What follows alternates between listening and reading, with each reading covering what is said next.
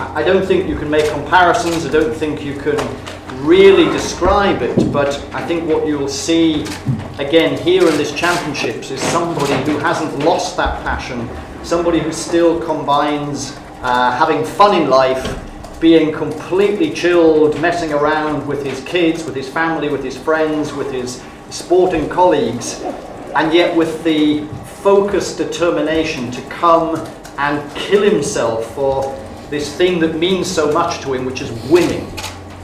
And I think it's about winning for Mo Farah. When we look at that group of people for this championship who we believe have the capacity to be in the top 8 and make finals, we think there's a very large number of people in that group. That excites us about the Home World Championships, it excites us about the potential for many of those people stepping up for this championship, and it possibly even more so excites us about the future in terms of what can be achieved. At every year, certain things happen where it gets to a point where suddenly Mo Farah knows that he's ready. Last year it was the Muller Anniversary Games. 5K, suddenly he was like, we're ready. This year it was probably about 12 days ago. And he did something in training without killing himself that confirmed to him and to the rest of us, you're ready. And he then just takes his shoes off and says, that's it, job done.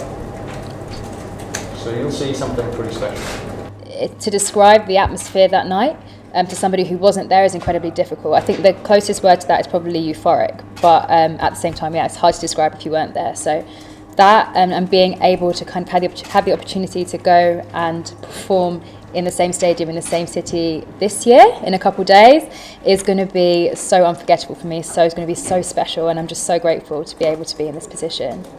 Yeah, there was times earlier in the year when it was kind of in doubt, or maybe I wasn't quite sure if I was going to be here, how quickly I was going to be running, what kind of shape I was going to be, if I was going to be still in pain, etc., etc.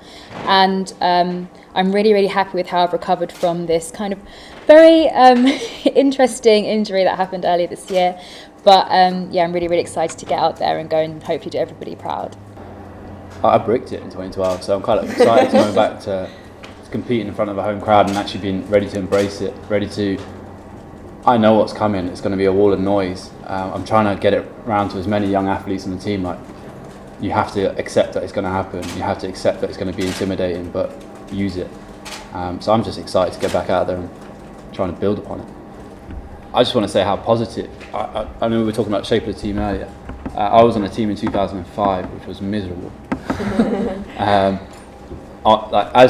As I've been on teams like over the years, like you see how the positivity is growing towards, not just from positivity of their own athletes, it's towards other people in the team, and people want other people to do well. Like this team right now is like, it's exciting to be part of. I'm 30 years old, so I'm like nearly on the way out soon, but like just to see these young guys coming through, they want each other to do well. We do have our ones obviously that you're kind of expecting things from, but I think across the board, I think we've got a lot of great sprinters coming through.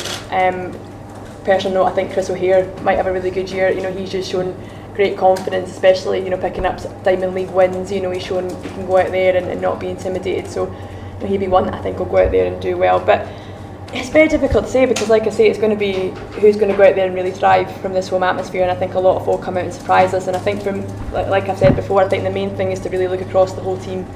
You know, not so much at the medals, but look at how many people really kind of step up, how many people get into finals that you might not have expected it, how many people run PBs, you know, run their best times there, you know, because that's so important, because athletics is a very difficult sport to win medals in.